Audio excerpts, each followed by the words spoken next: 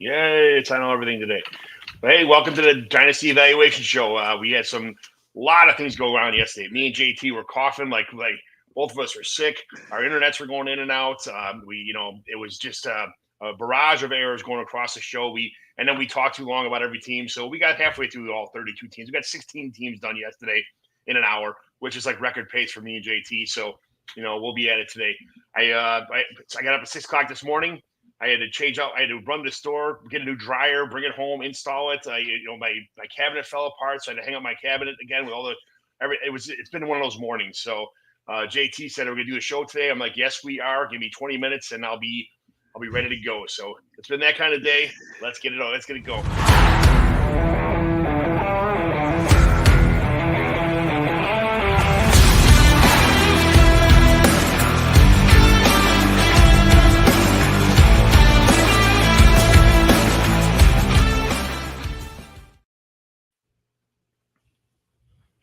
JT, what is going on? It's been a day for me. How's your day? Well, I actually got some sleep for once, so that was awesome. So I feel a little bit better. I'm ready to go, man. Hopefully all the issues are behind us. Yeah, we were having all kinds of problems yesterday.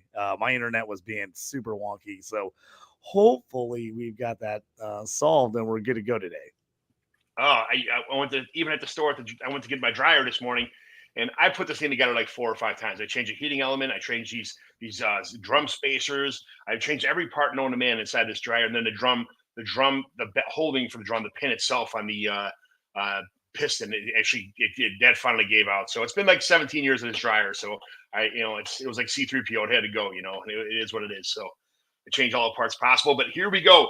Let's talk some football instead of home repairs. This is not the home improvement show. So what we're going to do is, if you were listening to us yesterday, this did not show up on my timeline because I changed my profile picture, and it takes Elon Musk 7 days or 19 years to review your account to make sure your picture is correct. So you can't put anything on your post on your timeline that's live while it's under review. So I don't know why. I couldn't retweet it. I couldn't post it. I couldn't do anything. It didn't show up. So I noticed it's there today. That's something else that was going on yesterday. It was kind of weird. It kind of threw us off. So today it's on my timeline. You can see it again.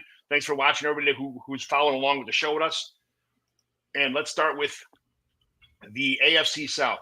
JT, we talked yesterday, just so everybody who was not here, what we're doing like these deep dives on these depth charts. So you guys just had there's almost all of, like Andy Barron says, 98% of fantasy football is all redraft stuff. So whatever, that's fine. It's we're in the redraft too. We do Dynasty, do some college stuff. We do redraft. This is setting lineup. This is lineup setting league time up, whatever everybody calls it.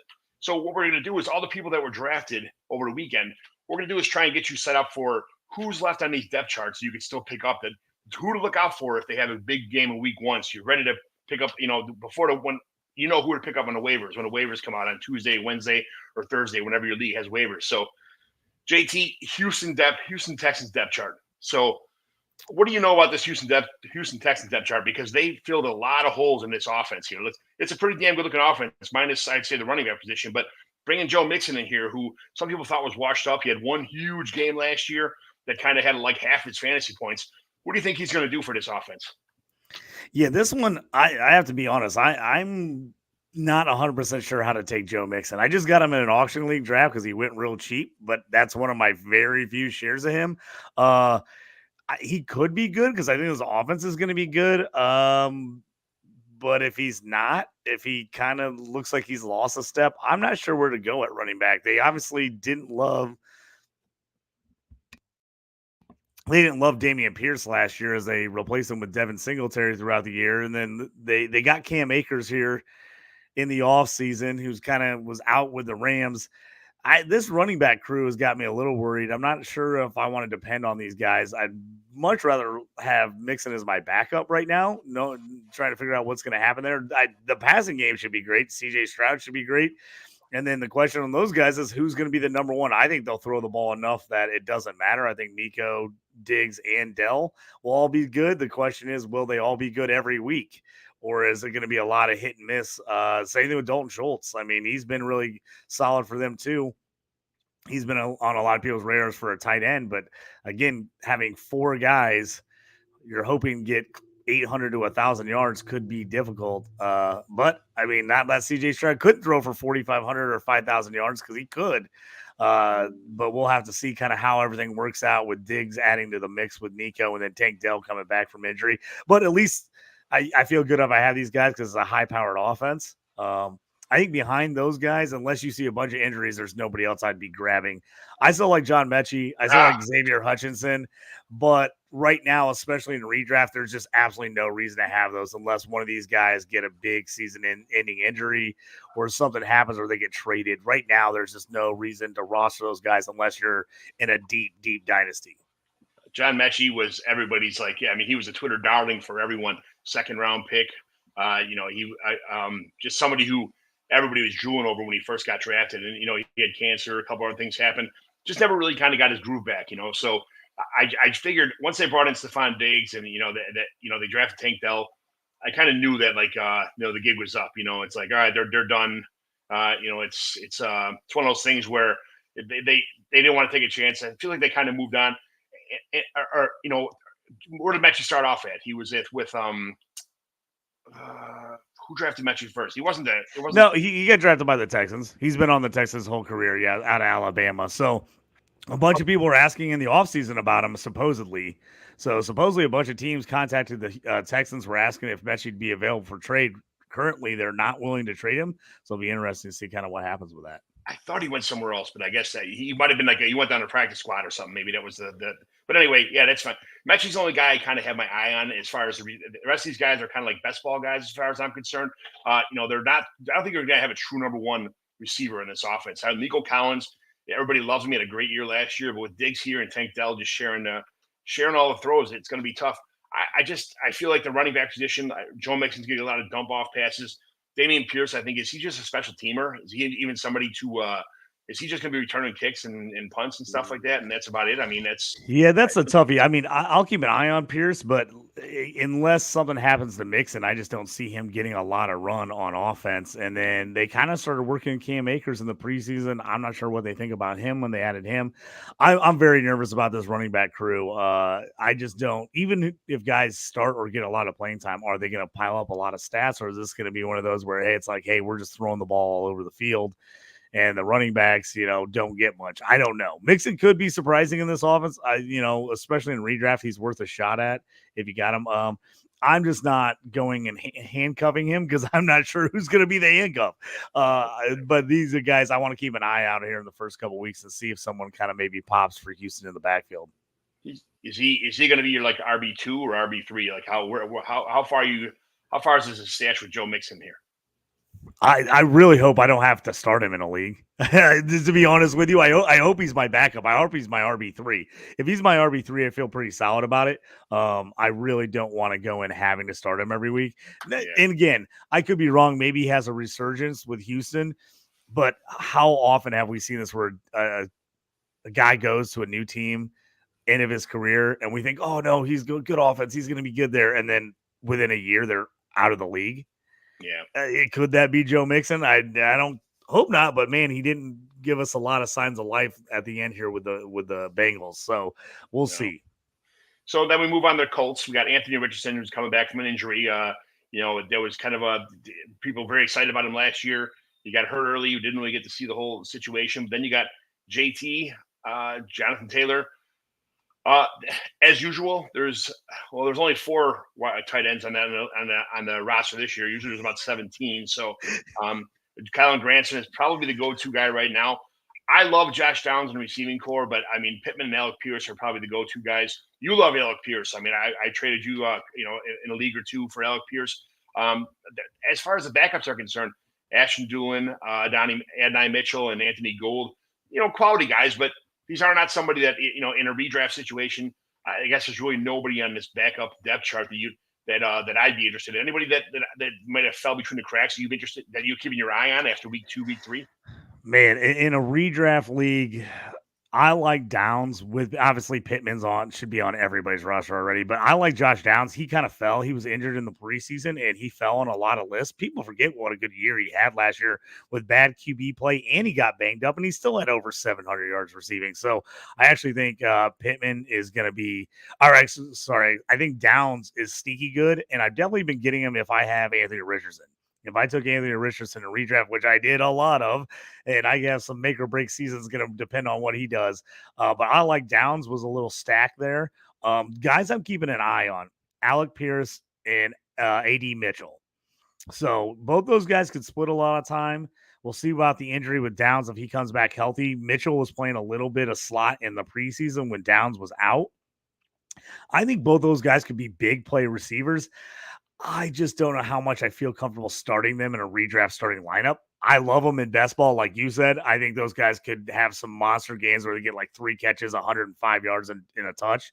But week to week, I think it's going to be tough to rely on them. But I'm keeping an eye on it. If I've got Anthony Richardson and all of a sudden one of those guys, a Pierce or a Mitchell, start breaking out week to week, I'm definitely going to be interested in picking one of those guys up. So they're definitely on my list. Really, Anthony Gould. There would have to be a bunch of injuries, or you'd have to have a league where you have a lot of kick and punt return yards. He should be their kick and punt returner, and guy's got wheels. He was an All-American at Oregon State. I love him. So, like in Scott Fishbowl and some other redraft leagues where they're counting a lot of kick punt return yards, I was all over him. So, if you're in a league like that, if you're in like a charity league where they're doing a lot of kick punt return yards, like the IDP charity league or Scott Fishbowl, Anthony Gould, if no one drafted him in your league, he's a guy I would be looking to pick up in this first waiver wire run. Man, what happened to our boy, Will Mallory? He was a kind of a sweetheart at the end of last year, but he's kind of like, Will Mallory's the guy. And Colin Granson just seemed to just fly off the top of the depth chart here. What's going on with the tight end core here? Yeah, I was really excited about Jelani Woods coming back. They just now said he's out for the rest of the year again, back-to-back years. That might be it for the Jelani Woods experiment. That's tough. Mo Alley-Cox, I'm really shocked, made the roster. Mo Alley has 0 fantasy value whatsoever. I don't care what league you're in. It looks like Colin Granson, if you're going to take a tight end for this team, he's going to be the guy. Drew Ogletree, who I actually was at camp. I went to training camp this year and actually sat next to Drew Ogletree and his family after camp at dinner. Super nice guy. I like him. It'll be interesting to see him and Mallory, I think, are really the backups to Granson. And if Granson struggles catching the ball or gets hurt at all, I can see that. The problem with Granson is he's just not really a blocker. He just doesn't block well. So I could see as the season progresses, if they want to run the ball more, and play action out of that, I could see Mallory and Ogletree both actually stealing reps as the season progresses here. Yeah. Chris Joel Smith, new mailman Chris, thanks for jumping in as usual. Always league mate, good dude, good drinking buddy. Comes to my house on Sundays to watch football with me, good dude. So I look forward to you seeing this season too a couple times in the garage. He does not know how to do a beer bong. We had this guy in the back trying to do a beer bong. It was filling all over his face. Hey, some people have that skill. Some people do not, John. I cannot beer bong, man. I am not a chugger. I can't chug beers. I can't beer bong. I can't shotgun beers. No, can't do it, man. I cannot chug like that. It's just some people have that skill. Some people do not. Car bombs, beer bongs, you name it, it goes down the gullet here. I'm like a sewer, so I can take a shot about anything, but the chugging, the bongs and that just I can't do it, man. It's not my thing. I think the big question, John, here for a lot of people is if you have JT, who's your handcuff for JT? I really liked Evan Hall, but then they cut him. I was shocked he got cut. What the hell happened there? They ended up repicking him up and putting him on the practice squad. I think he's still, coming off that knee injury. I was really shocked that he wasn't ahead of Tyler Goodson as the third running back. But when that move was made, I think that cemented Trey Sermon as JT's backup. So I think JT is going to have a big year. I want him. If you're in a league where you've got a little bit more bench depth and you can add handcuffs, I'm adding Trey Sermon in redraft leagues. If I've got the room for him, if I spent like a first or second round pick on JT, I need to cover him, and I don't have a lot of other running backs on my roster. I mean, if I'm 5-6 deep on my roster, then maybe I don't need Trey Sermon. But he showed last year in a couple games, especially that Steelers game, that he was pretty solid. He could be good. I mean, people forget he was a fairly high draft pick that kind of just faded out. That people thought was going to be really good, and then they kind of just didn't like him in San Francisco and got rid of him. So I like Sermon. People forget he's only been in the league a couple years. It's not like he's ancient. So I like Sermon. I'm grabbing him if I've got room on my roster behind JT. I agree 100%. So let's move on to the Jaguars here. Me and you, me and myself, I can speak for myself. I love Trevor Lawrence. I think he's going to be a top eight or nine, probably a top 8 quarterback this year in my rankings anyway. He's been a steal, John. He's been a steal. I mean, I saw something the other day. He was like ADP 15. Yeah. I'm like, 15 Trevor Lawrence for QB? Yeah, if you got him, I think you stole him this year. I mean, I had a league where I went AR in a home league like maybe 6th or 7th round, and then Trevor Lawrence dropped to like the 14th, and I was like, because it was a 1 QB league, I'm like, damn, I should have just waited on T-Law in the 14th. I'm like, what was I thinking? I got Trevor Lawrence. Well, we had a 1 quarterback draft yesterday. I did a draft for my buddy. He buys me beer and takes me on golf trips all the time. That's all I got to do is draft his fantasy football team. And I got Trevor Lawrence in round 17 yesterday. He was like, I'm like, you got to be kidding me. It's a 1 quarterback league. I get it. But round 17, he was like, everybody just drafted a 1 quarterback, and they started picking up their quarterback twos. And Trevor Lawrence just fell to me. I didn't draft a quarterback at all until the 17th round. And I got that's fire, John. That's the way to do it, man. That's awesome. Yeah. So of course I got an F on the Yahoo thing. I got an F. Like, I always feel if I get like a D or an F, that my team's going to be awesome. I feel like every time I get I had the same thing happen. I had a league. I went in one draft. I did back-to-back drafts. One was an auction. One was a redraft. I got the first place in one. They're like, hey, gold medal. You had the best draft. And then the very next one, it gave me a poop emoji that I was dead last. You know what happened? I went old running back to start off the draft, and they were like, what are you doing? Because they said I overdrafted Saquon Barkley and Derrick Henry, and I said, I don't care. Yeah, and everybody else on the team had 2 quarterbacks besides me. I just had Trevor Lawrence. You don't need 2 quarterbacks in 1 quarterback league. So it looked like quarterbacks are worth so much more and these statistics and stuff. So they had, instead of having a second backup or a third string running back, they had a starting quarterback. So it pumped other scores. I'll take the F. I'll take the win too. Show me the money. So yeah, I mean, I love that. I remember one year I first saw one of those when they started doing the grades. I think I got like a D, and it was a 1 QB league, and I waited forever to take QB, and I took Cam Newton, and it was the year he won the MVP. Team smoked that year. I smoked everybody because I was loaded at running back and wide receiver, and while everybody was drafting QB, and I just waited on Cam Newton. It was great. And everybody's like, did you get a terrible draft grade? I'm like, yeah, that's obviously why these draft grades suck. That's right. They don't mean shit. So anyway, we got Trevor Lawrence here. We got some studs. Travis Etienne is an absolute stud. He is a league winner. He's going to get tons of passes. I mean, him and Trevor Lawrence connection is fantastic. And even Evan Ingram last year, what did he do? Lead the league in the receptions last year. That's not going to happen again, but they did improve the offense with Brian Thomas, Gabe Davis, and then Christian Kirk's back. He was hurt a lot last year. But, I mean, besides those guys, are looking at Luke Farrell and Brenton Strange for tight end backups. Tank Bigsby, I'm not a big Tank Bigsby fan. I'd better have Dearness Johnson on my backup than Tank Bigsby, to be honest with you. And receiving core, Devin Duvernay, Tim Jones, Parker Washington. Really not interested in any of those guys either. Minus the starting caliber players on this offense.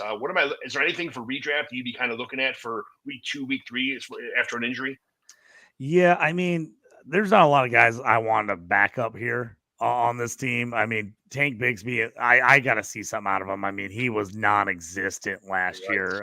So I'm not even handcuffing at the end with him unless something else happens. The one guy, and it just depends on how much your guys pay attention, but I did see Brian Thomas drop or go undrafted in a couple shorter leagues. So if someone did not take Brian Thomas in your redraft league, absolutely snag him up. I like Brian Thomas a ton.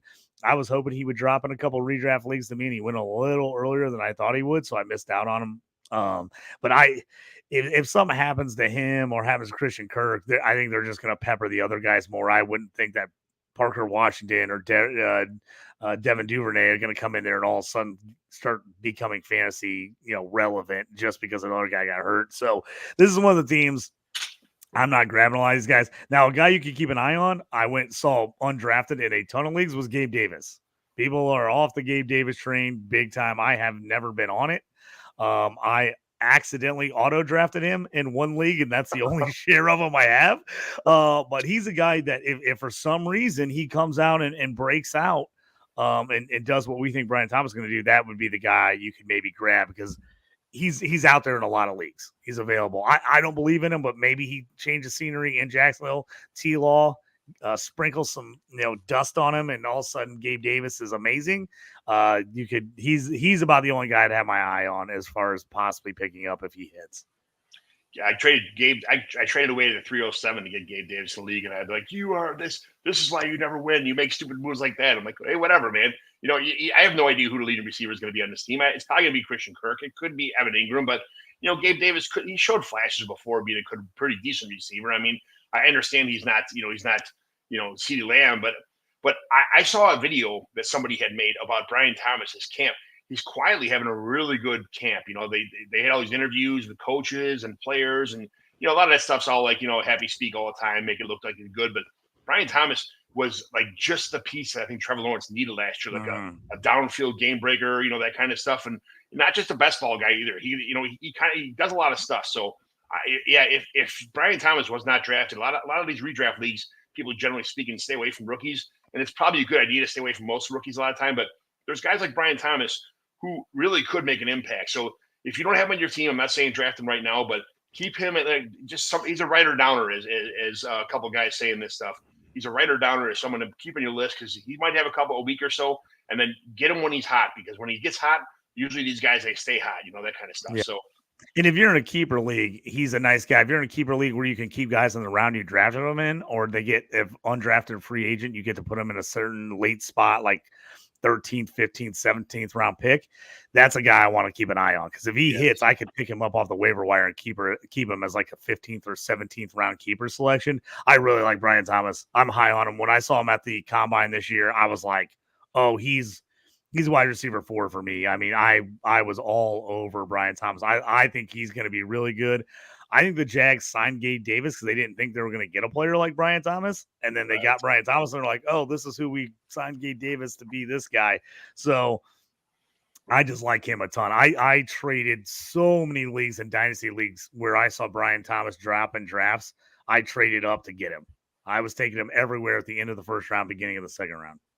Everybody likes their rookie receivers so much. It's so hard to pry these guys away from any owner. As soon as they drafted him, they got him on their team. They want to see how he pans out. They don't want to trade him away for something, I was buying the T-Law dip. People were down on T-Law, and I've got T-Law everywhere. So I was like, hey, man, I'll buy Brian Thomas if you guys are not sure about him. So. Yeah. All right, let's move to the Titans here. This is a make it or break it year for Mr. Will Levis. He is either going to rocket ship to the top 5 quarterback, or he's going to be the bottom of the barrel, and they're going to move on next year from somebody to somebody else. I mean, I think Tennessee tried to trade in the first round. They couldn't do it, so they got him in the second round. But Will Levis is somebody that, it seems like he has all the tools, but a lot of guys seem like they have all the tools. He got absolutely destroyed last year in the pocket. He didn't have much to work with. Hopkins got hurt half the year. He didn't really use Chig. He didn't use Josh Wiley. Looked like, he was kind of like a little more experience in the offense anyway. But I don't think any one of those guys, as much as I was wish casting Chig Okonkwo to be somebody last year, never really happened. I'm not sure it's ever going to happen with Chig. He's more of a kind of a name than he is an actual fantasy producer. So, and then you got these two, Tony Pollard and Tajay Spears, who just kind of they're just mirror images of each other. They're just going to vulture each other's value until one of them goes down. I'm not sure I want either one of them. And I've never been a fan of Tony Pollard. Spears has his own set of problems with possible knee issues. Seems to have overcome them, but I don't really trust those kind of things. When there's smoke, there's fire kind of stuff. But Hopkins, again, is somebody who's he's been in and out of camp a little bit. Calvin Ridley, I think he's overrated. Tyler Boyd is a good addition. He's an undervalued player in this offense. Tyler Boyd is somebody who I have on a lot of teams as a late pick. So if you have that's somebody on this team, I wouldn't look at like the backups like Treylon Burks or Nick Westbrook-Ikine. I'd be looking at Tyler Boyd as like one of my late round kind of flyers, because he's got a lot of experience. He's on a team now that he could be used a lot. And these guys are, Hopkins has been getting hurt a lot. I mean, he goes for the deep ball. He's a great downfield receiver, but man, they need a possession guy in his team, I think, more than anything. And that's the Tyler Boyd role. What do you think about this offense? Yeah, I'm with you on that. I'm out on Will Levis. I don't like Will Levis at all. I've said that Stop it. forever. I just don't think he's the answer. I think the guy's got some talent. I just think this is a bad team, and I don't think it's a good fit for him. I think he's going to get forced into trying to make a lot of plays, and when he gets forced into making plays, he's going to make turnovers. So I'm out on Levis on that one. I'm a little worried about Hopkins. He had some big games last year, but it feels like those injuries are creeping up with him as he gets a little older here. I'm with you. I think Calvin Ridley is slightly overrated. Boyd's the best waiver wire guy to look at. If this team ends up getting bad and Will Levis is getting trucked and he has to dump the ball off because he's in trouble all the time, Tyler Boyd could be a sneaky decent fantasy play. He pretty much, unless you were in a deep league, he went undrafted in almost every league. So he's a guy I'm keeping an eye on. And I'd rather own Tajay Spears than Tony Pollard. Personally, I think I like Spears' dump off ability in this team. And if you're like, not a lot of people play in a 2 QB redraft league, but if you are in one and you need like a backup just in case, I got a decent amount of Mason Rudolph. I could end up seeing where Levis just falls apart at some point and they give Rudolph a chance with this team. I don't know. So that's a long shot play there. Or if you're in a dynasty league and you need somebody to stash on the bench because you don't have any QBs, Rudolph is a guy I do like. I think he's got a similar skill set to Levis, but I think he's much less turnover prone than Levis is. When is my guy Julius Chestnut going to happen? I just was looking at a dynasty team. I had him still on a roster on my taxi squad. I was like, I think it's time to cut it loose on Julius Chestnut. He is technically the third stringer on this team, right? So I mean, if Pollard and Spears got hurt, we've seen crazier things happen than a third string running back coming in all of a sudden be interesting. It helped that they got rid of Son Haskins and went to the Chargers. Yeah. So that helped clear a little space for Julius Chestnut. You know what's going to happen is they're going to wait until I clear the last 2 spots of Julius Chestnut off my dynasty rosters, and then he's going to get starting role and go for 7 touchdowns and 1,000 yards the next season. I'm like, that's just how it works. There you go. It's unfortunately it is what it is. But all right, so now we're going to move to the NFC South. So the team we're going to talk about first, the Atlanta Falcons. We just got some rumors today that Kyle Pitts has some hamstring injury issues. Those linger sometimes. You hate to see that kind of stuff in camp, especially when somebody who's got all the promise of the world like Kyle Pitts. There's Charlie Wormer and Ross Dwelly are nobody to have on any team, dynasty, redraft, anything. I wouldn't have any of those guys on any team. Kirk Cousins and Michael Penix. This is the interesting part of this thing. I mean, if you have Kirk Cousins, do you have Michael Penix on the team as a handcuff? I probably do. I mean, if you're in a 1 QB league, you don't really need to have a handcuff like that. But if you're in a super flex, almost all the super flex redraft leagues I was in, people took Penix if they took Cousins because they were a little worried about him staying healthy and being out there. And you figure this team's got enough talent that if Penix has to come in for Cousins, that he could still put up some pretty good fantasy stats. So I definitely would be there. If Tyler Algier didn't get drafted in your league, like go pick up Tyler Algier off waivers. There's no way that he's not going to get touches, even though they have Bijan. If you have Bijan, it might be frustrating taking both because he's not really your handcuff. He kind of is playing both spots. So unless Bijan gets hurt, it's kind of tough to play on both. But if you need depth, running back depth on a team, I would get Algier. The other guy I really like is Darnell Mooney. Mooney kind of fell off last year for the Bears. He looked really good the year before. He was a target hog the year before. They do not have a lot of wide receiver, man. I mean, they got Drake London and then Ray McLeod, who's been a special teamer his entire career, is set to be their starting wide receiver with Mooney. And then their backups are Cardell Hodge, and who I actually like in Dynasty is Casey Washington out of Illinois. I think he's a sneaky pickup. I've been grabbing him and putting him on taxi squads all week this week. He's a little bit of a long shot, but man, he's got more talented than Ray McLeod. Yeah. And if Mooney starts having a problem, I could see Casey Washington get in there. He's a big, tall, strong player, 6'3", 215. I like him a lot. So he's a stash. But if we're going redraft only, I think Darnell Mooney is highly underrated. He went undrafted in a lot of my leagues or went late. If he doesn't hit right away, I could see people dropping him. but I think he's a good target, especially if you said like if Pitts is out. I mean, it's London and Mooney, is it not? Like, Yeah. so I think Mooney is highly underrated. If you need some help at wide receiver, I wouldn't mind stashing him because I think this Atlanta offense, no matter what, should be good. And so somebody's got to get the ball. It can't all go to London and Pitts, I don't think.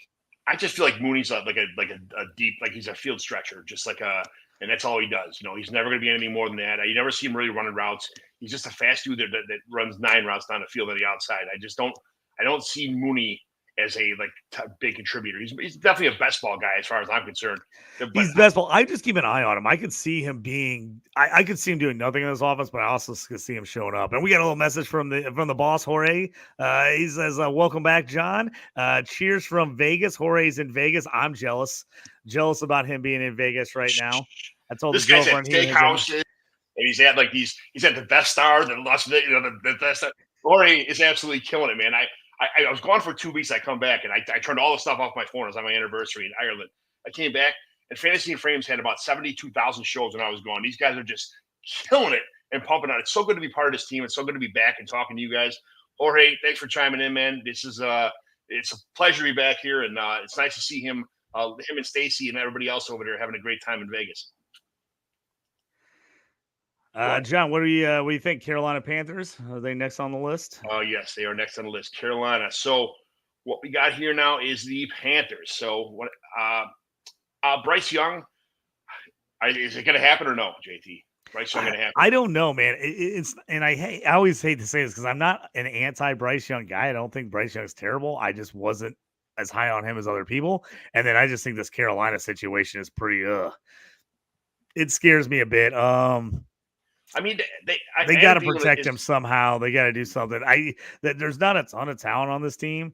Again, we talked a little bit kind of like about Brian Thomas. I think Xavier Legette, if he didn't get drafted in your redraft league, which is I didn't see a lot of him going in redraft, he's a guy to keep an eye on. If Adam Thielen, if the age finally catches up, who knows with Deontay Johnson? He's got talented, but he's super talented, but he's shown that he can get real frustrated if he doesn't see the ball. There was a problem at Pittsburgh, and part of the reason they shipped him off.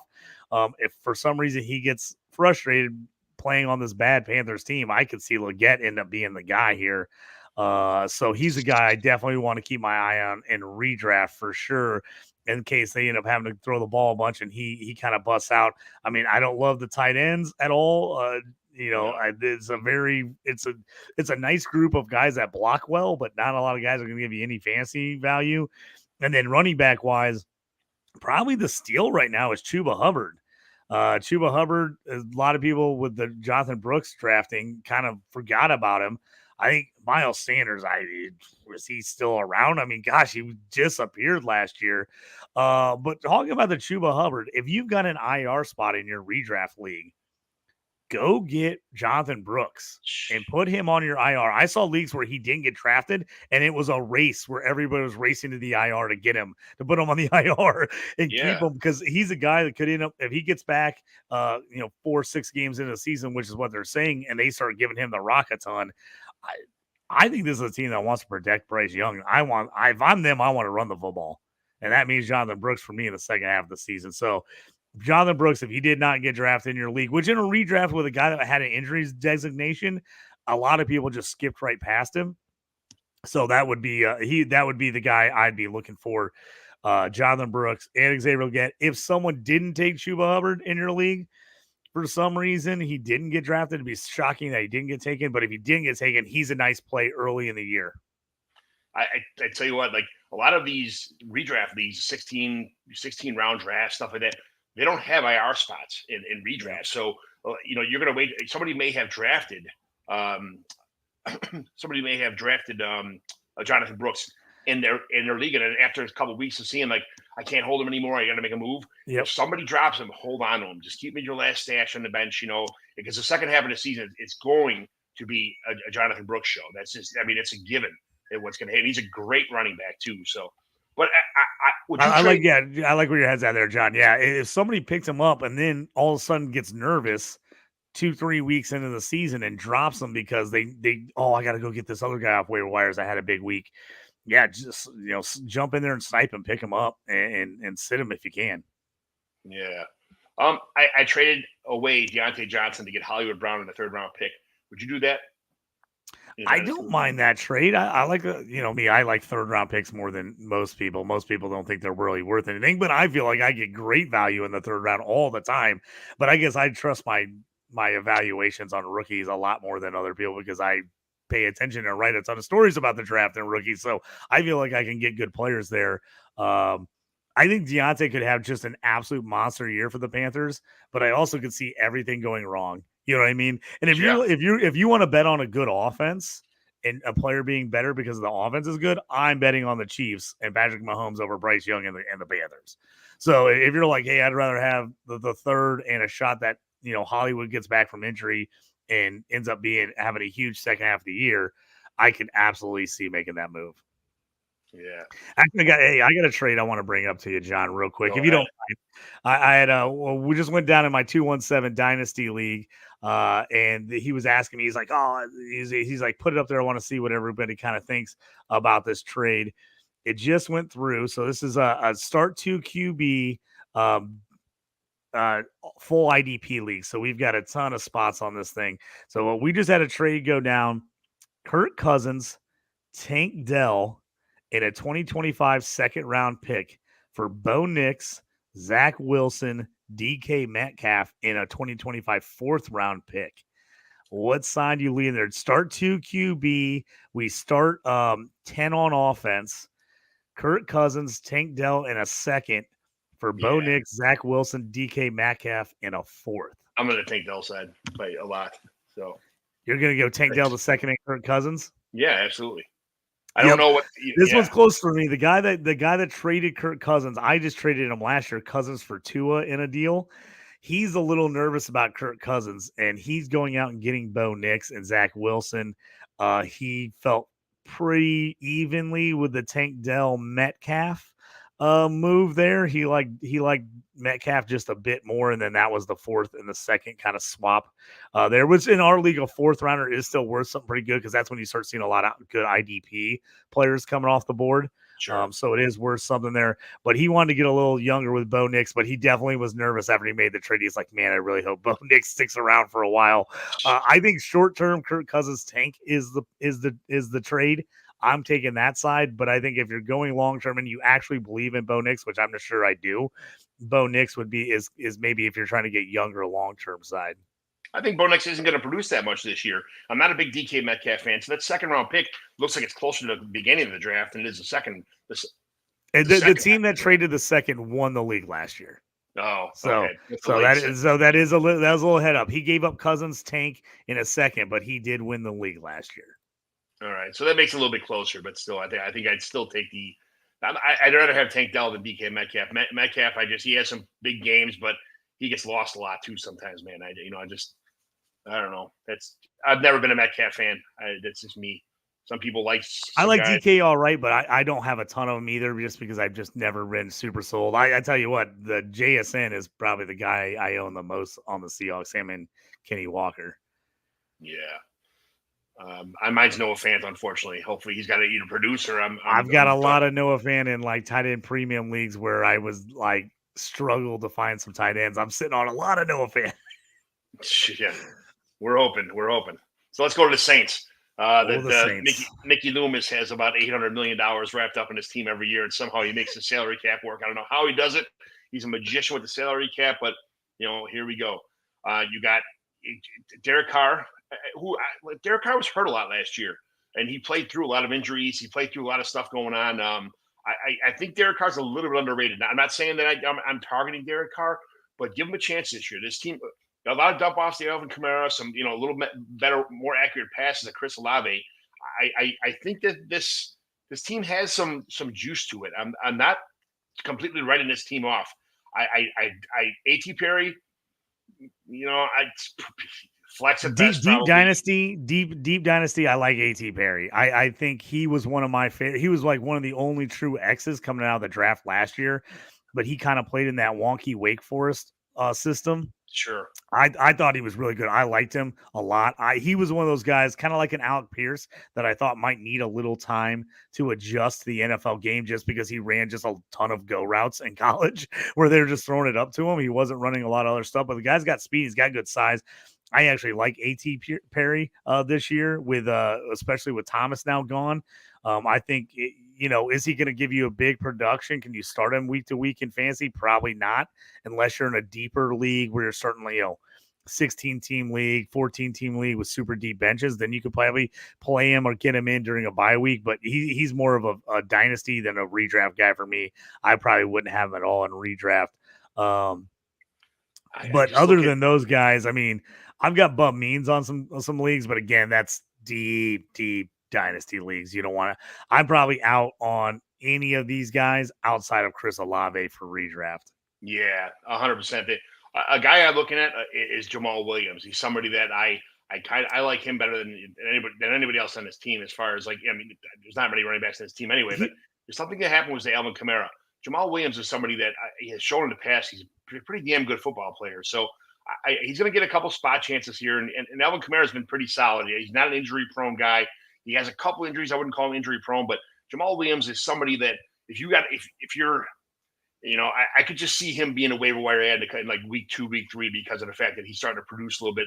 They're phasing out Alvin Kamara this last year of his contract, so I'm not saying they're gonna make Jamal Williams the centerpiece of this offense. But if something was to happen, Kamara, I don't think they're not gonna rush him back. Jamal Williams can handle his load. Yeah, I've been seeing Jamal Williams available on waivers everywhere. I mean, everywhere. So he's a guy that I think you're right. Kamara, I think, is going to be good. He's going to get a ton of dump off passes, but man, they've shown in the past they like to go goal line with Jamal Williams. So if you're in a non PPR redraft league where touchdowns get you a lot of your points, Jamal Williams isn't a bad choice, especially a guy that you can get off waivers. Everybody's frustrated with the whole Kendre Miller thing. He's now on IR.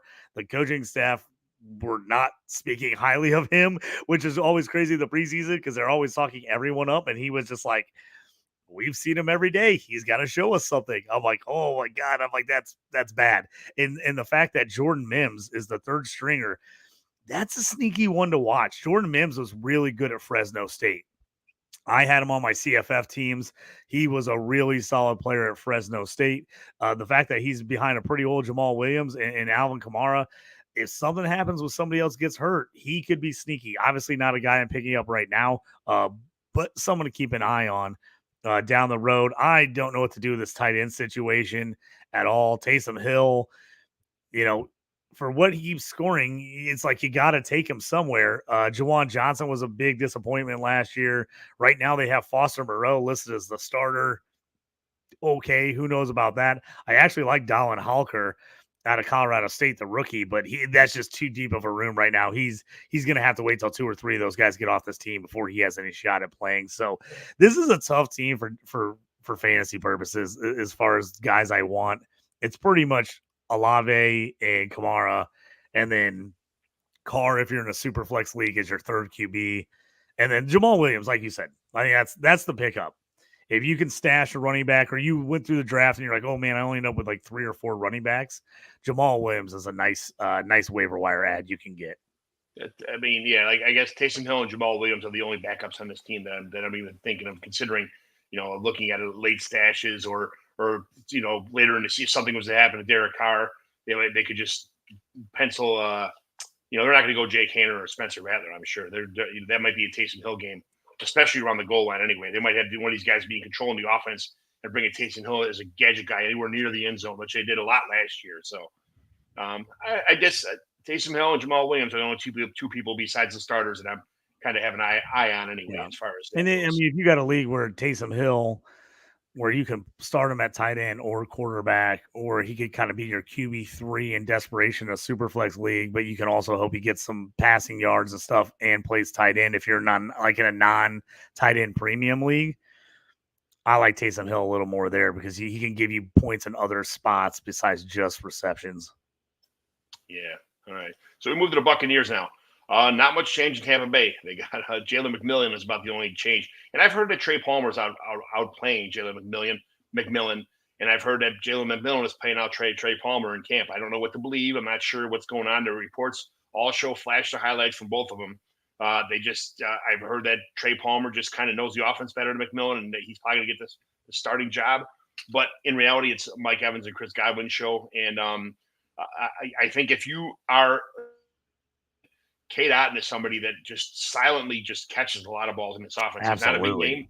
He's not a big flashy guy, but Cade, if you missed on tight end, you might as well just wait and grab Cade Otton later because he's a solid producer. Yeah, and Baker Mayfield. I traded away Baker Mayfield and I traded away Rachaad White last year, and they both went absolutely nuts. That's kind of my luck, But I mean, they drafted Bucky Irvin, but this is a Rachaad White show. Let's not fool ourselves here. It's there's Baker Mayfield, Rachaad White, Cade Otton, Chris Godwin, and Mike Evans, and then the rest are just kind of keep an eye on Jalen McMillan, keep an eye on Trey Palmer, but I don't want any other backups besides possibly Bucky Irving on this team. I'm not a big Sean Tucker fan, even though his name's getting thrown around fantasy world a little bit. Bucky Irvin's the only guy I'm kind of eyeballing a little bit for anything on a redraft, kind of a late round pick. What about you? Yeah, I like Bucky and Sean Tucker, but pretty much dynasty for me. I'm probably out on them on redraft, even as backups to Rachaad White. Cade Otton's the guy, like you said. I think he's a steal if you waited on tight end till the very end. He's a guy that probably didn't get drafted in a lot of leagues, redraft leagues, unless I was in your league, because I took him in every league. I love Cade Otton. I think Baker Mayfield really liked him down the stretch last year. He has no competition for starts at tight end. Even though my guy Payne Durham is there, the backup, I love that he's now listed as the number 2. Love Payne Durham out of Purdue. He's a deep dynasty stash, so don't be picking him up in any leagues. But I think Otton's the guy. That's who I'm picking up. I don't believe in Trey Palmer or Jalen McMillan for redraft. I like McMillan a lot in dynasty, but not for redraft. Yeah, it's tough. I got McMillan in dynasty everywhere. And if something was to happen to any of these receivers, one of those guys will play piggy bump up. And I think really McMillan could be a guy that's in the mix to get a lot more playing time and a lot more receptions in the future. I just don't know if it's going to happen this year. Yeah, it's same old from last year. I think you would just kind of copy and paste the stats from last year, maybe, and maybe Mike Evans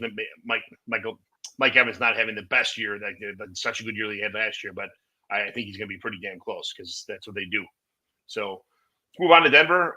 We got Bo Nix starting, Javonte Williams starting, and then I have a ton of Greg Dulcich, which I'm not sure that's a good thing or a bad thing. I kind of figured he'd be the guy. He was hurt all the time.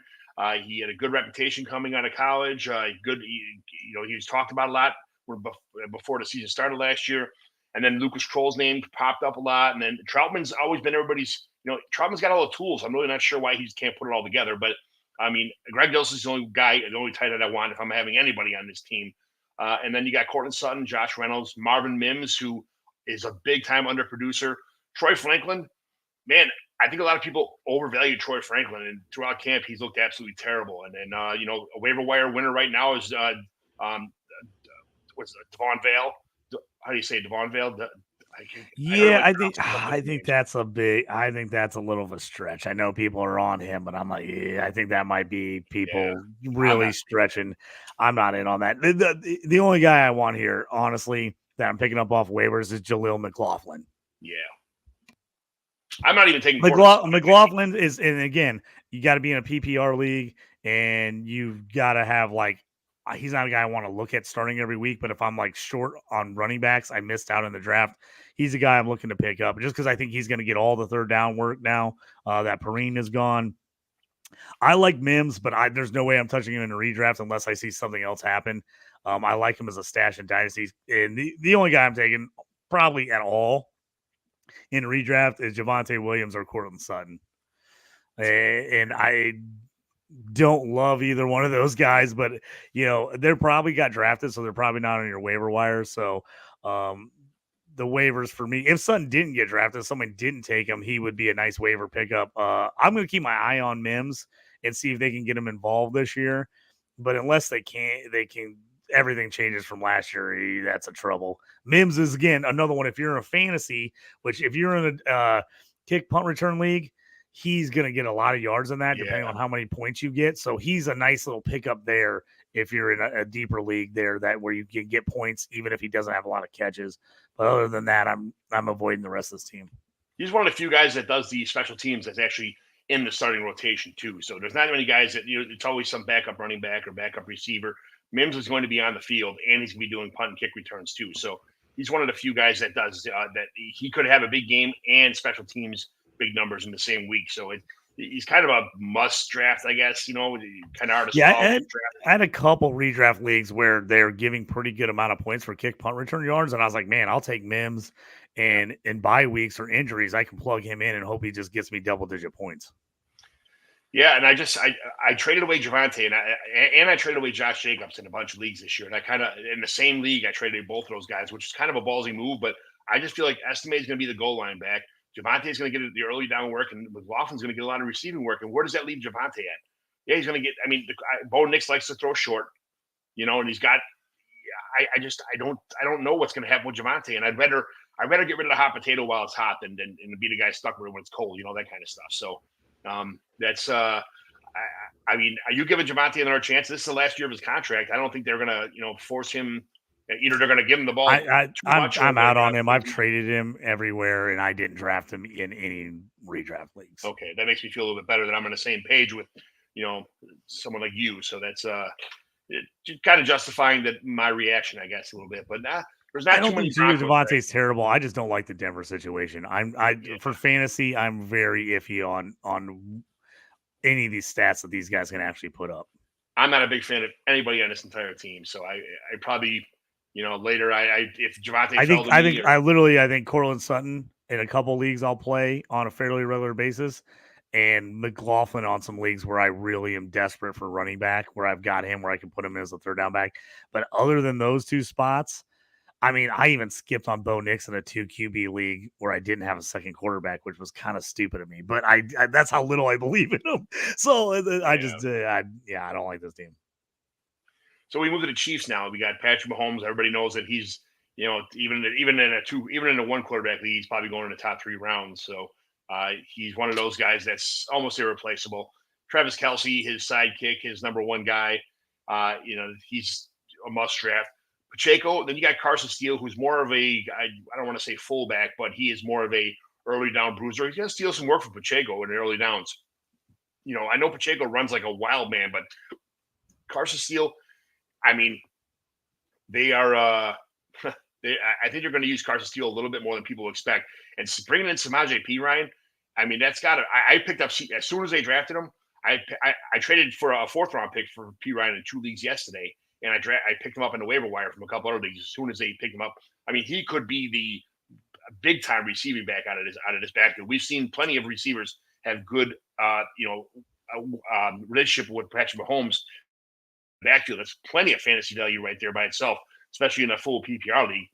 And then, Rashee Rice, Xavier Worthy, I'm excited about, but I think it's going to take him a year to, he's more of a best ball guy, I think. I was so excited about Hollywood Brown being in this offense. Now he's out, and it's like, I'm not sure what they're going to do as far as – I don't think Juju's going to be a factor, or Mecole Hardman, or even Justin Watson, who I liked a little bit when he first came out. But I don't think Sky Moore goes back and forth in the practice squad. He's not really a contributor.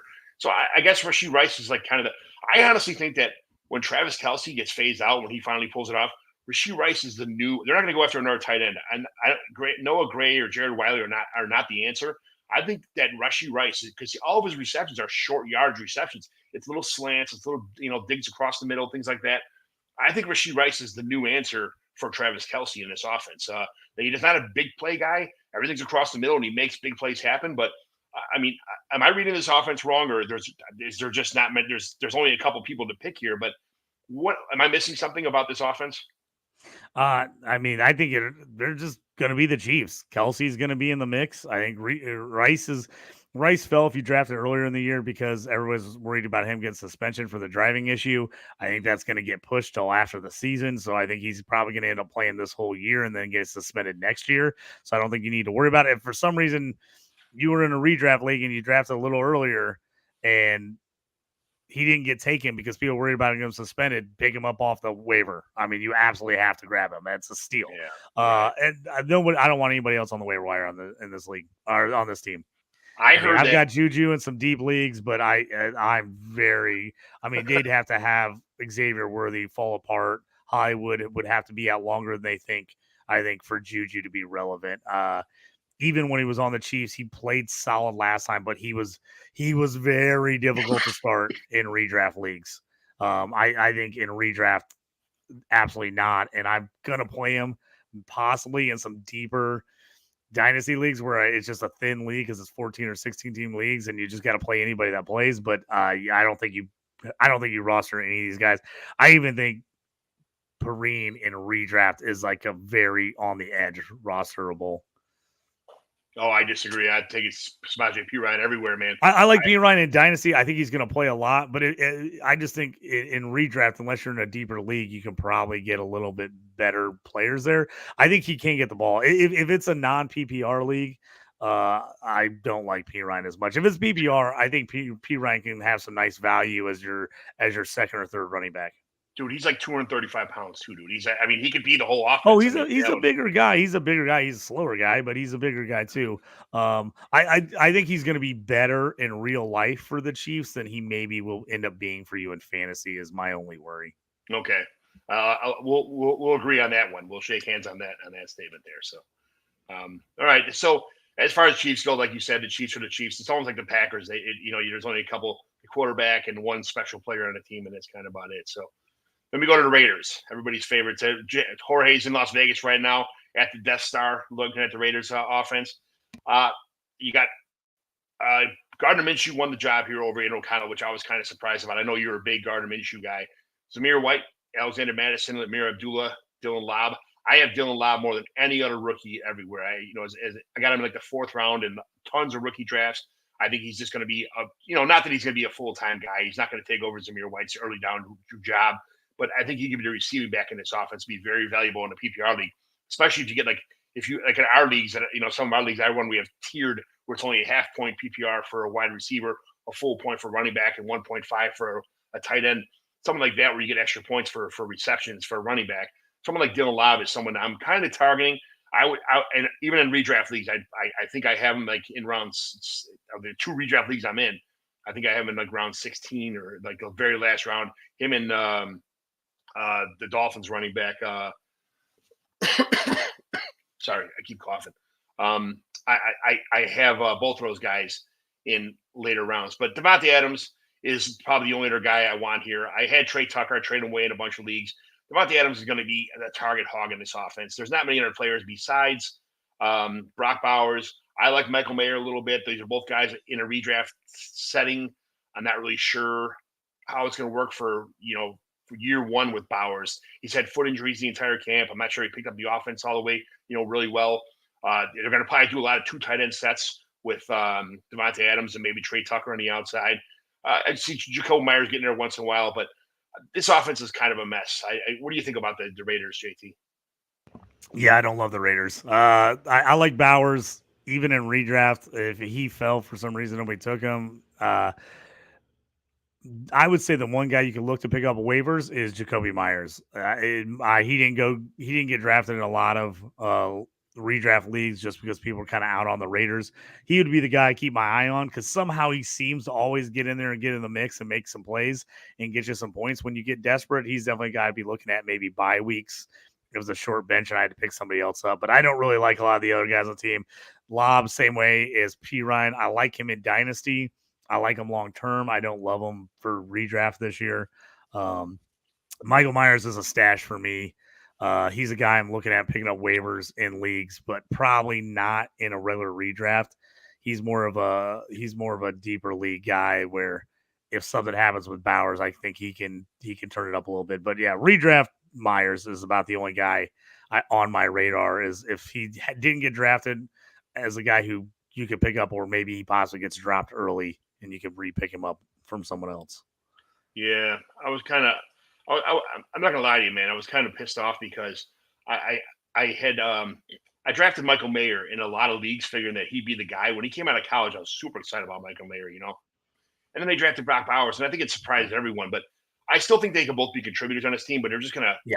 It's not going to be Brock Bowers or the Michael Mayer show. Yeah, John, don't give up on him yet. I don't give I'm up not on him going yet. to. I think Bowers is more of an all around player. I really do. I think Mayer is going to be in there. I think he's going to play a lot. Now is it going to break out with Minshew this year? I don't know, but I'd like him. I like the value is on his side now with the Bauer sign, but I definitely think that he's going to still have value, especially you can't draft him right now in in a redraft league at all. Keep your eye on him in case he does hit, but I do think he's a dynasty stash. So talk about dynasty stashes, even redraft kind of stash. Sorry, man, I'm still suffering the effects of this cold. So we got Justin Herbert here, who's got the hand issue going on right now. Easton Stick, I don't think they believe in Easton Stick. They signed Heather Haneke. Just I think he might be the backup in reality at this point in time. But Justin Herbert is Justin Herbert. When he's good, he's very good. He's a good fantasy quarterback. You got Gus Edwards, J.K. Dobbins, Kamani Vidal. A Twitter darling coming out of the draft this year. He doesn't seem to produce as well in camp that we all expected, I believe. And then Hassan Haskins, we talked about before. He made his way onto this team also. Kind of a mishmash at the running back position here. I don't like any one of them right now. You could pretty much spin the wheel. Any name that comes up, you could grab one of those guys in late round stash. But Dobbins, you have to give him another chance. I mean, all of it, he's been completely reconstructed. If he pans out to be what people expect or what he was thought to be doing or what could be doing, Dobbins could be a steal at his ADP right now. So if I'm going to take a shot or throw a dart at the board, I'm going to throw a shot at J.K. Dobbins more than Gus, more than Kamani, and more than Hassan Haskins for sure. And then the tight end position, Hayden Hurst, Will Dissly, Stone Smart, no thank you on any of those guys. Josh Palmer is my kind of steal of this team here. He's I traded from a third round pick in a league we're in together. I traded him for a fourth round pick in 2 other leagues. People kind of gave up on him. I think he could be the lead receiver on this team. If Josh Palmer's still on your waiver wire, he's someone I'd be looking at. McConkey, I liked him a lot too, but there's nobody else on this team. Quentin Johnson, Semi Fehoko, Darius Davis, Brendan Rice was the name coming out of camp. He kind of fell off the radar, but do you have any hope for DJ Chark or Ladd McConkey this year? I do like Ladd. I think Josh Palmer, like you said, is kind of a steal. If he for some reason went all the way through your draft and didn't get picked, he's the waiver wire guy I would grab right away. McConkey, if there's a chance he got picked or didn't get picked in a redraft league, I like McConkey too. I'm not a Quentin Johnson guy, but I have him on my watch list. If for some reason Palmer doesn't hit or gets hurt, McConkey gets hurt, Chark ends up doing Chark things, there's a chance that Quentin Johnson ends up being the number one on this team. Now, do I believe it's going to happen? Not really, because I don't really believe in Quentin Johnson. But I've seen crazier things happen. They've got to throw to somebody, and if these guys get banged up, he could be the guy. So he's not a guy I'm grabbing right now, but I'm keeping an eye on. I'm keeping an eye on this whole team. I really, in redraft, I almost want none of these guys other than maybe Palmer. But I'm keeping all the team on my radar. Running back Dobbins, I'm keeping him on my radar. I'm keeping Vidal on my radar to see what happens with this team because we just don't know. We don't know where these guys are going to end up. I didn't draft a lot of them. I have a ton of Ladd in Dynasty, but redraft, no. So I'm keeping an eye on the Chargers and kind of see what mixes out because we can see some guys bust out, but we also can just see the Chargers end up being really bad. Maybe they all don't do anything and they can't put it together. So keep my eye on them, but nobody I'm actively running after to get unless, say, Josh Palmer didn't get drafted in your league. Then I'd go, oh, yeah, go grab him right away. But that would be it.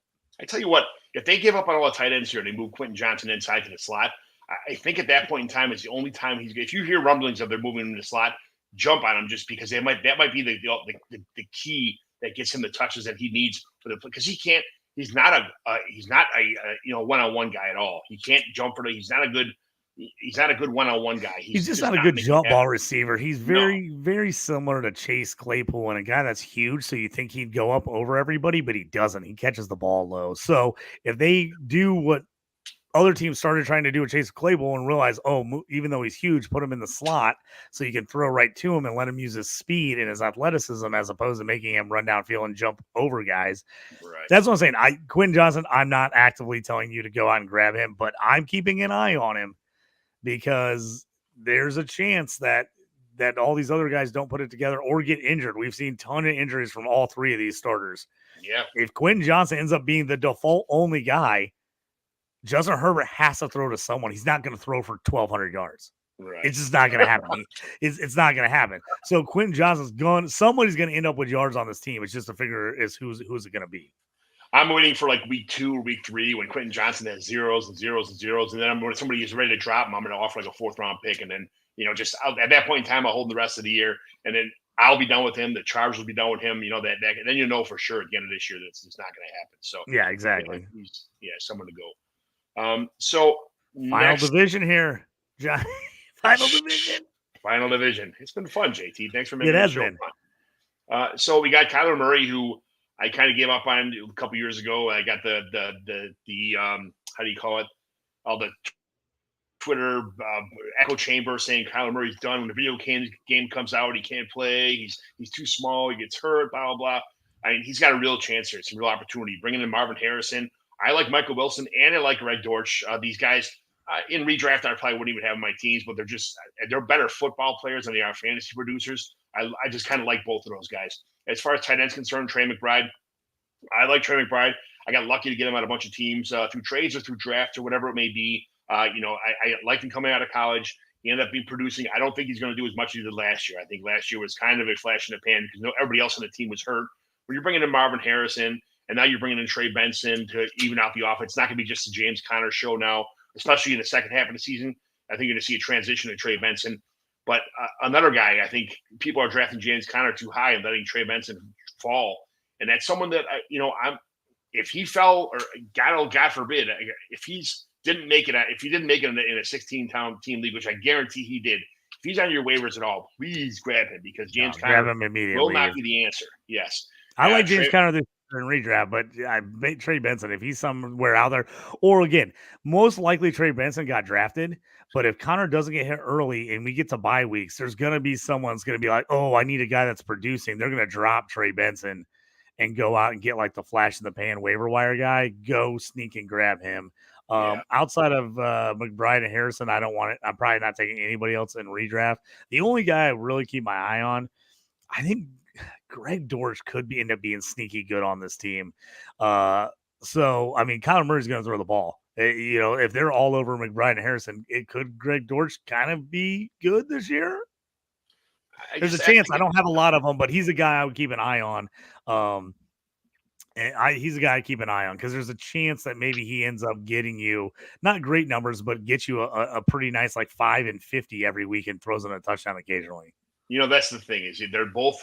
I think Michael Wilson and Greg Dortch can both be guys who get 3 and 65 or 4 and 70, maybe something like that. And they're regular contributors, but they're not going to win any leagues. They're better football players for the Arizona Cardinals than they are for your fantasy football team. But it's fun to root for those kind of guys, man. If you see a lot of double teams on Marvin Harrison Jr., which I'm not saying they won't, because there's a good chance they could, even though he's a rookie. I could see Kyler dumping a lot of short balls off to Greg Dortch. So, like I said, I don't have a lot of Dortch. I'm not actively putting on my roster, but I'm keeping an eye out because if this Arizona offense ends up, being as good as we kind of think they can be, someone else other than these 2 or 3 guys we talk about are going to be fantasy relevant. Yeah. Besides that, looking at tight ends, you got Elijah Higgins, Tip Ryman, who's more of just a blocker, Travis Volek, Amari DiMercato, who had a little, stint in the sun for a cup of coffee. You're not picking any of those guys up in redraft. The only guys you're maybe taking is a Tim Raymond in a tight end premium where you're going to sit him on a tag sheet. Well, I'm saying this is deep. I'm talking deep. I mean, I wouldn't even usually do that either. But deep. If you're in a super deep league, I'll just throw this one out there since we're already talking about it. Xavier Weaver, rookie wide receiver from Colorado, has been sneaky good in camp. I could, if anything happens to Dortch or to Wilson, I could see Weaver stealing some play there. So I would doubt it. But if you're in a league and you're like, oh, I can pick up a guy off the waivers and throw him on a taxi because you don't have your taxi squad filled, which blows my mind, John. I've in so many leagues where guys don't have a full taxi squad. I'm like, how do you not have a full taxi squad? It drives me crazy. But then we have like 1 or 2 guys, and you can put like 7 on there. And I'm like, why would you not be picking up guys and putting them on your taxi squad? Right. He's the guy in a couple leagues where I had open spots because I had traded away a lot of draft picks and I just didn't have a lot of picks. I've been going and grabbing Weaver and throw him on my taxi. I've never been a big fan of taxi squads to begin with. Just expand the rosters, that kind of thing. I know you hate taxi. I know you don't have it in any of your home leagues, but the only reason to have taxi squads is to put these guys that are deep sleepers on there and hope they hit one day, so you can say that you were the guy that knew it was coming and you drafted him and put him on your taxi squad. I bang my chest enough to my league whenever I do anything right, which isn't very often. So whatever. We'll see what happens here, but. The 49ers here. Brock Purdy.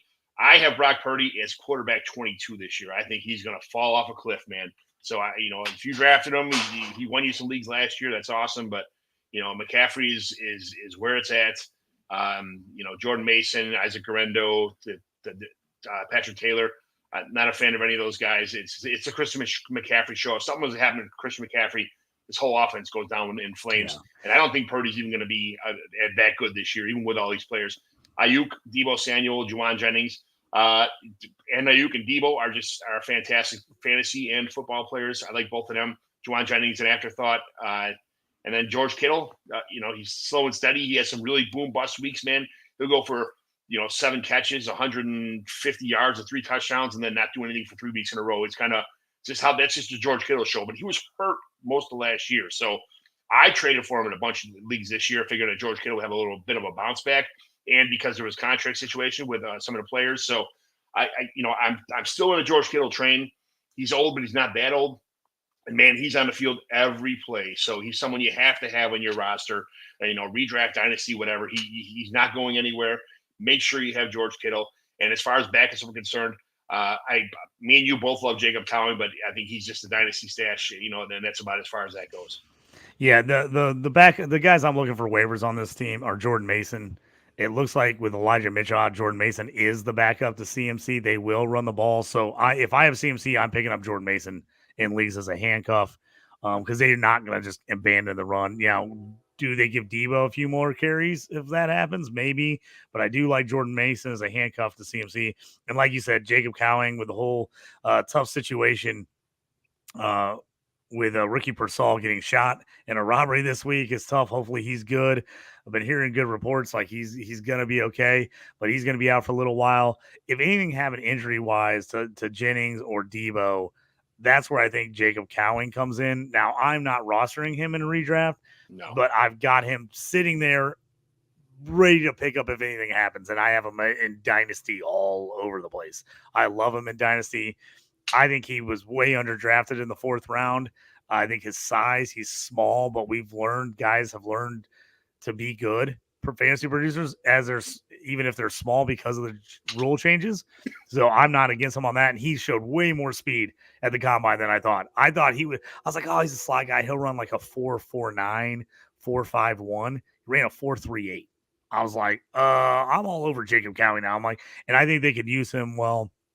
So redraft, no, but keep him on your radar because if injuries start piling up, I could see him getting a lot of playing time. And Jordan Mason is my handcuff for CMC. Yeah, Colin could be a league winner for a week or two for you. If something was to happen, but that's about it.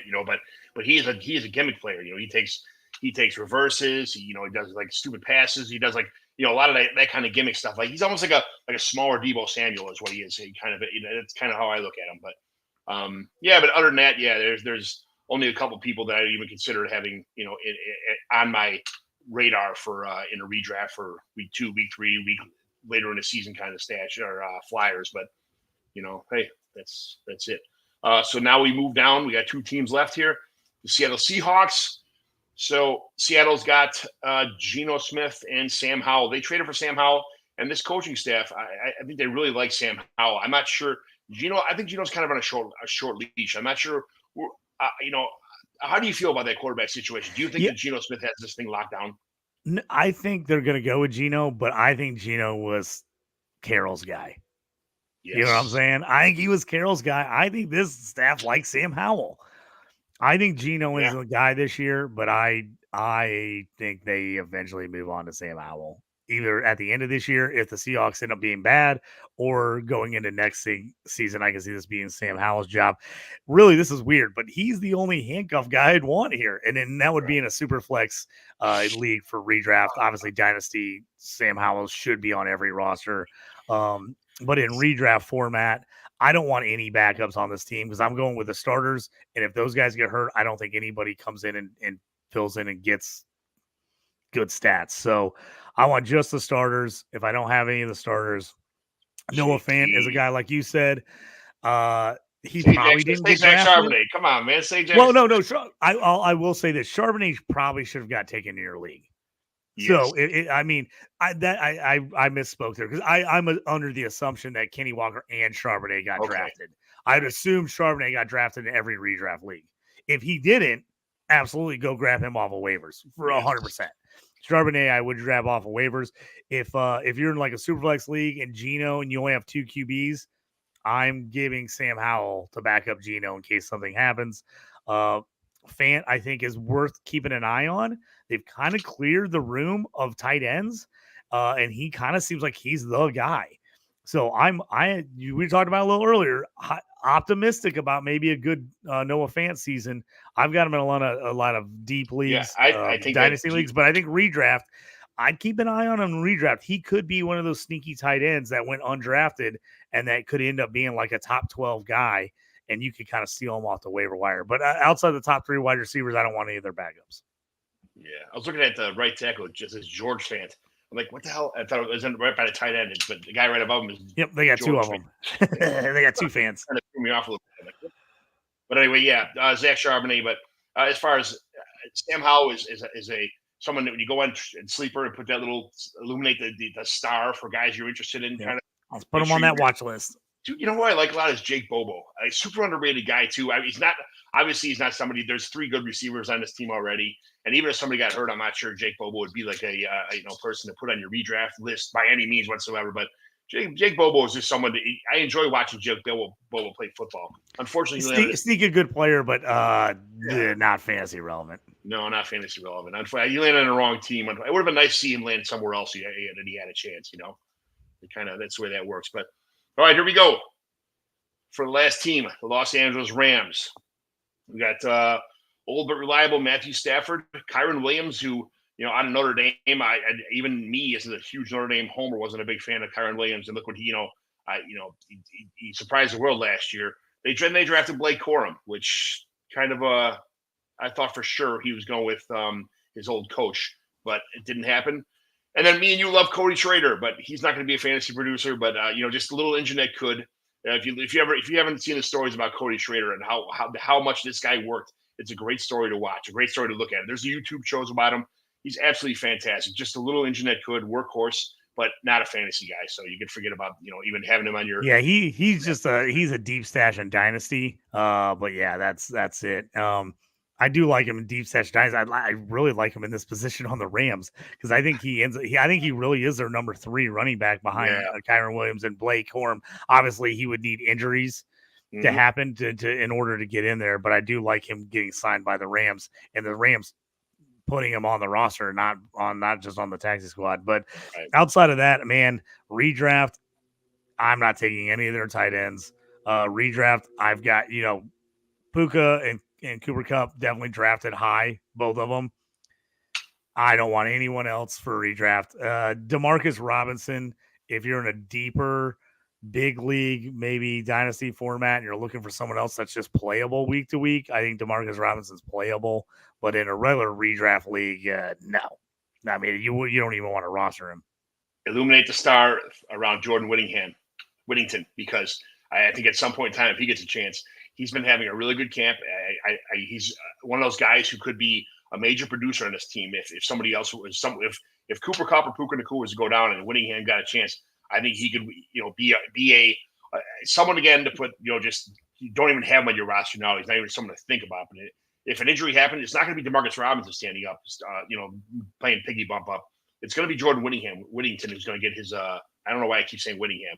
but Jordan Whittington, who's going to get the chance to get on the field here. And he's just someone who I have a lot of my rosters, almost all of them. And I feel like he could have a chance. So just keep him in the back of your mind as far as, if somebody was to go down, Puka or Cooper, that he could be the guy that's going to get some big time work in this offense, but not someone to have on your team right now for sure. Tight end, Colby Parkinson. Almost everybody blew their entire fab budget on Colby Parkinson when he went to the Rams. I don't really see it, but then Alan Davis. I like Parkinson in like a tight end premium or start 2 tight end league. He was a nice guy to grab if you got to play him, but like you got to be in a deep dynasty league for something like that. If you're in redraft, then you wouldn't even be thinking about him. Right. Yeah. But, you got it. Stetson Bennett's not the answer. If something's going on with Matthew Stafford, don't even worry about Stetson Bennett. He's not going to do anything fantasy-wise. So, Kyron Williams, Blake Corum, and then Cooper Kupp, Puka Nacua. That's only guys that you have on your team. Maybe winning him, just not even drafting him, but just keep him on your star him for future so you don't forget about his name. But that's about it. So, anything else? Anybody else in this whole 2 days of drafting that we talked about that, we pretty much went over anybody, but anybody on a practice squad or that's on injury reserve that you could think of that maybe somebody we forgot or some deep hit. I feel like we did hit up pretty much everybody. I talked about all my favorite guys that were even like deep sleepers on these. So I just think, I think I'll finish with this. A little more strategy. Hey, keep an eye out. Guys are going to get sick of guys, especially in redraft leagues. They're going to pull the trigger and cut guys quick, and they're going to jump on the hot guy that had one big game and go pick him up and drop guys that they shouldn't be dropping. Be the guy that's paying attention and go in and grab that player then that hasn't performed yet, but is going to have a decent year. Those are how you can win redraft leagues. I don't know how many times I've seen people turn around and drop a guy like 2-3 weeks in because they're all disappointed, especially a young guy. And then that guy blows up at the end of the year. They're like, oh, I had him. I should have kept him. Yeah, you should have. Sometimes you got to just hold on and wait for a minute, especially when the bye weeks get here. You're going to see people start getting real desperate. Yeah. I'm going to get real desperate on these bye weeks, start picking up people, dropping guys just because they're like, oh, I need a roster spot, blah, blah, blah. So just keep an eye out there. There's going to be those guys around there. And then if you're in leagues, I'm in a couple redraft leagues with super short benches. Like 4 and 5 bench spots. You got to stay active on the waiver wire on those because you're going to get into the spot where don't wait till you have to make a move because the guy's on bye week. Make a move the week before. Kind of get yourself set up for that bye week because what you're going to end up doing is waiting, and then you're going to have to drop someone you absolutely don't want to drop just to have a full lineup. So keep an eye on those things for redraft. I know it's hard for me because I'm playing so many dynasty leagues that I've got, 30, 40, 50 guys on my roster. I'm not looking at picking up guys every week because I'm not going to play them anyway, even if I pick them up. But in redraft, you really got to play the waiver wire in redraft. That's how you win leagues. Keep an eye on what's going on with teams, not just taking guys that are a flash in the pan, one hit wonder 1 week. Make sure the guys actually got a chance to replicate that week after week after week. And some of these teams that are just, we talked about, they're a mess. The Chargers are a mess. The Raiders are a little bit of a mess. Cowboys backfield's a mess. Keep an eye on those situations and see what happens. Some of these teams, their starting running back isn't even going to be worth rostering. I hate to say it, but they're just not going to be good enough in fantasy to carry. So just take a look, see if one of those guys actually breaks out. If they do, then obviously that's the guy you want to start jumping on it and picking up. So keep an eye on those trends and how things are working with some of those teams that we're just not 100% sure how things are going to shake out. Another thing in your redraft leagues, don't be cheap with your fab. You're going to take, at the end of the year, what are you going to do with it? You're going to just walk away with it, spend the money. And instead of trading for players during the season, trade some guy who might have had like a out of the weight, trade for fab. Trade this guy away for somebody else's $70 of fab. You can always, trading in redraft is very hard, especially if they're halfway through the season when guys are eliminated from the playoffs. You can't trade with more and more teams. Spend your fab, trade for fab. That's the way to win redraft leagues, is having money. If you have fab. If you're still in a waiver wire league, I would suggest you change that to fab because it's so much more fun with free agent acquisition budgets. I'd like to have $1,000, so it hurts a lot more when instead of losing $4 or $3, you lose like 431 to 430, and it's like shit. You got those are awesome when you have so much money to play with. But trade for fab, spend your fab. You can't take it with you. That's my biggest gripe for redraft.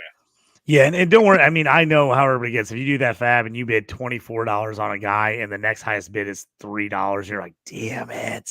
Yeah. Why did I spend that much money? It does hurt a little bit, but it hurts worse when you bid 24 and the guy in front of you bids 25 and you're like, I could have just bid $2 more and got him.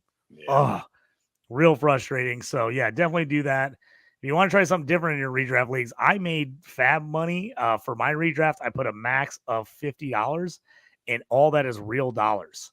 So I tell you what, people start really thinking about whether they want to get on the waivers or not when you have to put real more money back in the list. So just something to think about down in the future if you guys are looking to kind of mess with it. I've got a league that we do that, and I tell you what, it went from like 150 transactions a season to about 35 transactions a season because people were like, they're not just picking up and dropping guys left and right because they wanted to make sure they had to keep them. But yeah, definitely fab is a nice way to go. And if you play in the old school waiver wire, which a lot of people still do, be cautious with that. If you don't need to pick up a guy in a week, if you're just like, oh, I'm going to get this guy and stash him, but he's probably not going to be a guy to play, and you're at the top of the waiver wire list, hold.